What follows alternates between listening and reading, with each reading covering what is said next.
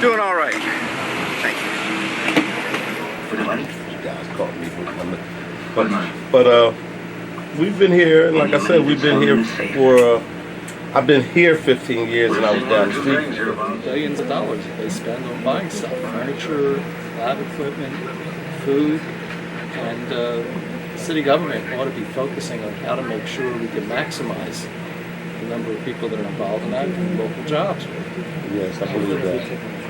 I remember when I was coming up in the set, younger. It was jobs all over. I mean, factories all over the city. Right. Yeah, so you can, how they say, you can leave one job and jump right to another As a one. matter of fact, the city since 1975 has lost 380,000 industrialized jobs. So has Detroit, Baltimore, D.C., New York, most of the major eastern outlets. However, they've all replaced them through technology and digital media, with the exception of Philadelphia and Detroit, which is why this is so blight. You know the numbers. We've lost almost 400,000 jobs since 1971. Everybody else, Boston, New York, D.C., they've all replaced them with technology and other media, different ways to make money. This city hasn't. But Especially for Philadelphia us. has to remember what Philadelphia is. It's a port city. It's the reason we're here in the first place. It's a port No, city. but we have to stop the bullshit, Alan. You know what it is. It's people not making sure that there's real minority inclusion. When you go down to the University of Penn, and they've been building down in Penn for 25 years, non-stop. Drexel's been building non-stop. You go to those work sites, all you see is white kids from Jersey. You don't even see white people from Pennsylvania. All the construction guys are white kids from Jersey. There's no one really monitoring. And I'm not calling anybody's name out. We'll get to that later on. This is about our community. The truth is that we don't get shots We at got to those jobs. maximize what we can. For example, the port thing and the longshore, those opportunities. Are you interested real. in developing the Yes, waterfront for we've real? been fighting for that in Harrisburg for 20 years. Philadelphia's had an opportunity for a tenfold expansion. Stop it. Well, it's a lot of things. We've had fights with other states about dredging, about whether we can get the river low enough to bring ships in. They're trying to keep us out of business. We have competition for who gets to use the real estate next to the river, or does it get used? You don't have a belief system. People don't believe. That No, can but you build also have a ships here. handout system because we could have developed, even without dredging. Jacksonville didn't dredge the St. Johns River, and it's a lot narrower, a lot more shallow. They've been able to build restaurants, movie theaters, waterfront restaurants on both sides. That's just one example. Well, yeah, that's true. That's true also.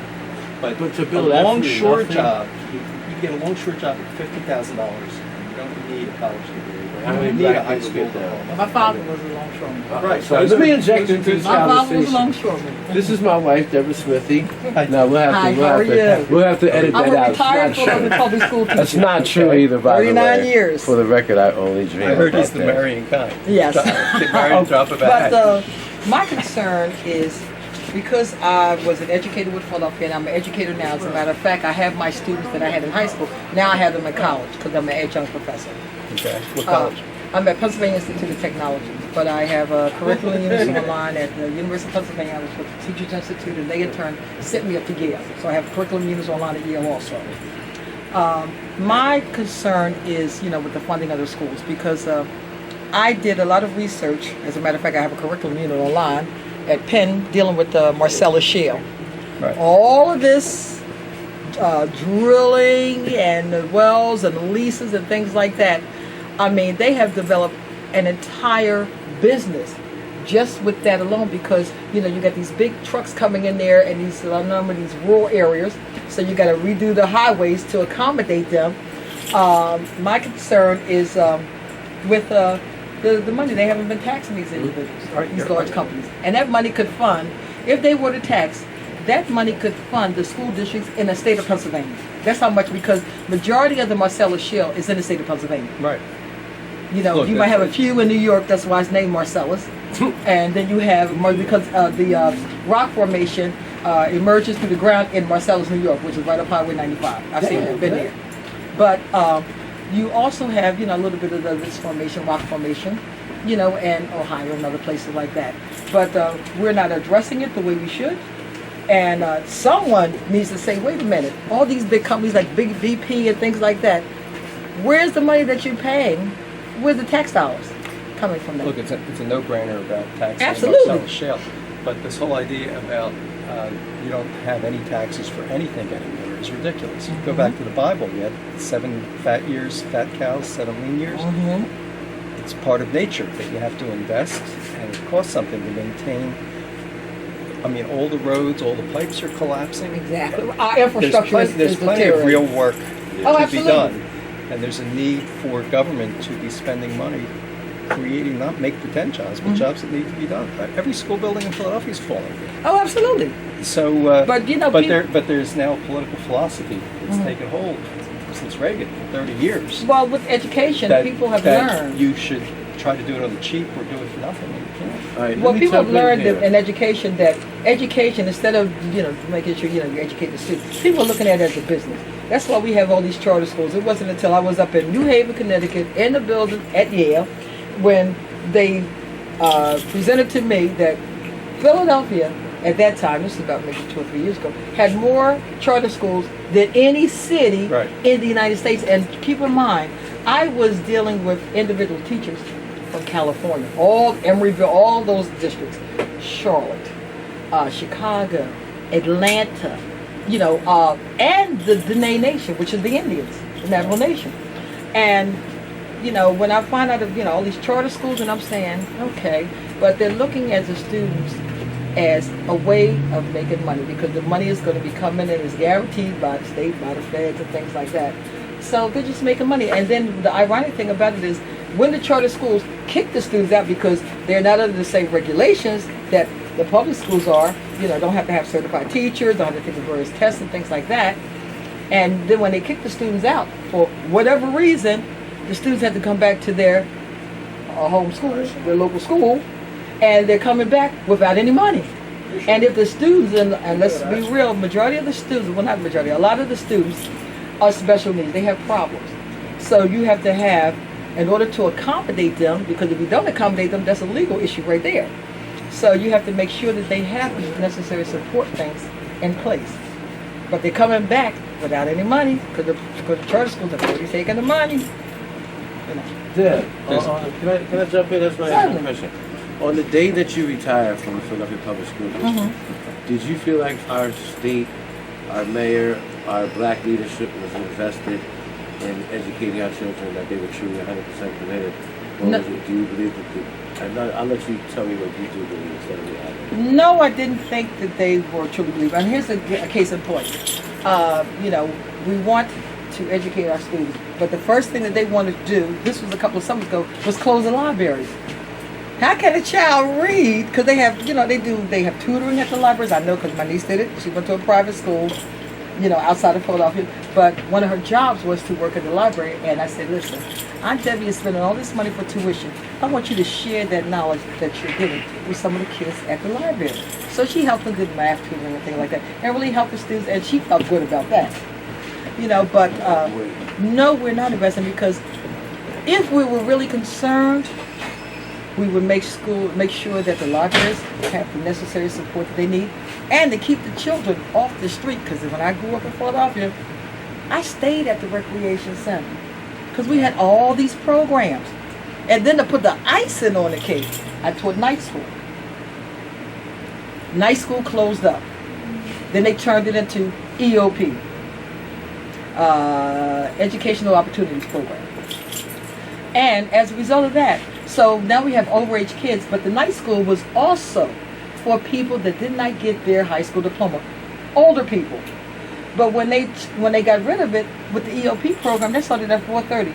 The average person working adult cannot make it to class at 4:30. So now those individuals are out, and you were actually helping them to get their diploma, so they in turn can increase, their status and get a job. So you have cut that down. Community college took over. They found that it wasn't quite as profitable, so bottom line, they cut the whole program. So now you have, to me, an underclass of individuals that may not have the necessary tools like a high school diploma to get a job. So even if you do, have some type of program where you're going to get these jobs, you have a group of individuals that are not trained for it, because first of all, they don't have their high school diploma. If they don't have their high school diploma, they can't get into a training program of any type. So, You have to invest in people. oh, absolutely. It's not going to be immediately profitable. As long as things are judged on that basis, you're not going to correct the problem. Mm-hmm. You invest in young children, giving them basic skills, that's going to pay for itself over a lifetime, or else they're going to be a drain on society. And I see the That's not the way it's being viewed right now. Everything's got to pay for itself every year. You should have some type of long-term plan, Right. so that you don't have to, teachers don't have to go through this, students don't have to Right. go through this, parents don't have to go try to scramble around and say, okay, August, where's my child going to go? Let me see if I can get him into a school or a charter school or something like that, Well, because Philadelphia might not open up. Well, here's what I'm going to get to. I'm glad you set that up. It's a perfect segue to our final question. Deb, I came up with a 5-point plan for the educational system. The first thing is, you talked about we have to, fix it and have a long-term plan. At this point, anything that you do, in my opinion, to the school district is like putting a Band-Aid on a shotgun wound. I mean, if I blast him in the chest with a shotgun from here, the Band-Aid ain't gonna help. He's the school district, I'm the surgeon. The first thing I gotta do is stabilize and bring it to a stop. One of the things that I want to do, and I'm gonna encourage you with the leadership of our city to do, is halt all the change in our schools. For the past 10 years, we went from, 16, from when I was in the district, Right. and when you were in the district, I was in the district at the same time. We went from the clusters with David Hornbeck to Paul Vallis and his idea, to Arlene Ackman, and now the doctor. Hey, and just when one program seems to either prove that it can work or disprove that it can't, or prove that it cannot work, we see a new change. The first thing you have to do is you have to eliminate the SIC and get an elected school board. Is there a flip side to all of that? Yes, there's a bad side to all that. Anytime you have elections, you run the risk of doing the same things we've done before, is putting the wrong people in place. But the first thing we have to do is stabilize the oversight of the school district. First thing we have to do is get our kids off these buses. You heard one of the things you heard from Dr. Booker, and Deb, you experienced it when you taught in different parts of the city. We have children as young as kindergarten who are on a bus for an hour every morning. We have to get our kids back to where they're walking to school. That's $96 million alone. We spend $96 million in the school budget each year just for transportation. Just for transportation. Once we take our kids off, then we no longer have to, by law, underwrite the private schools and the charter school transportation. All we have to do is transport our district. That's another $39 million. There's $135 million instantly, simply by stabilizing what we have and getting our kids back to the neighborhood. Here's my final question to you, Deb. I just want to get this out there. If you're the superintendent of schools, what in your opinion is the area you have to address first inside the buildings, not anything? Teacher training, because one of the major things is parents say, well, I don't want my child to go to that school because they don't have good teachers. Then you need to invest and make sure that the teachers have the adequate training that they need. And that starts at the top down. I was fortunate enough to retire at Philadelphia Military Academy, and I worked with that principal at Penn High School. And that was one of the best educational leaders that I've ever had in my life. Who was that? Miss Patricia Admiral Ranzo. And what she did, she made the teachers accountable, and she made the teachers. I'm going to give you an example. With the students accountable, we know that the most important thing to the students, and it's amazing, to the seniors, is not graduation, it's the prom. So she did this during the summertime. The seniors that were going in, she sent the letter home, had to send it down to the school district to make sure it's okay, and they would support her. And she sent the letter home to the parents stating that if a child is absent 18 days, absent or late, 18 days for the whole school year up to that prom, you will not attend the prom. I don't care what. But to make the students aware of that, every month from their advisor, they got a printout of where they stood. Unexcused absences. You bring a note. We're not talking about a note from your mother saying, oh, Susie was sick. We're talking about a note from a doctor. That makes it a little bit harder. Accountability. Absolutely. And that worked. Trust me, it worked. Now, another thing. Teachers are responsible in regards to grades and things like that. Every 2 weeks, we gave the students a printout of where they stood with their grades. Every teacher gave a printout.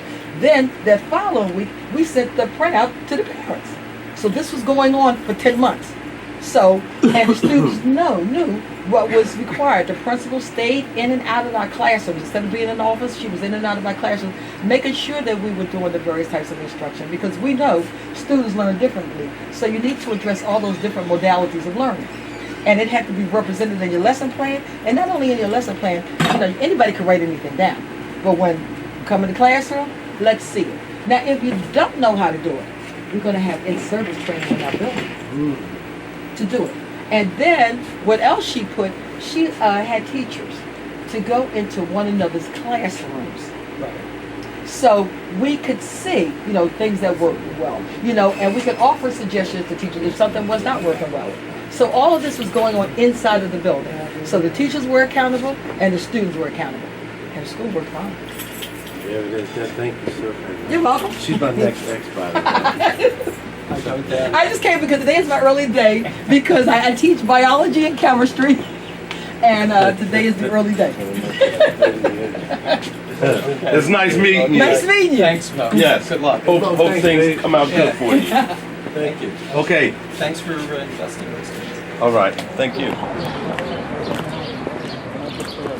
Forgot to get you on street NCR, lost you going there. I was either out on bail, or on my way to Kyle,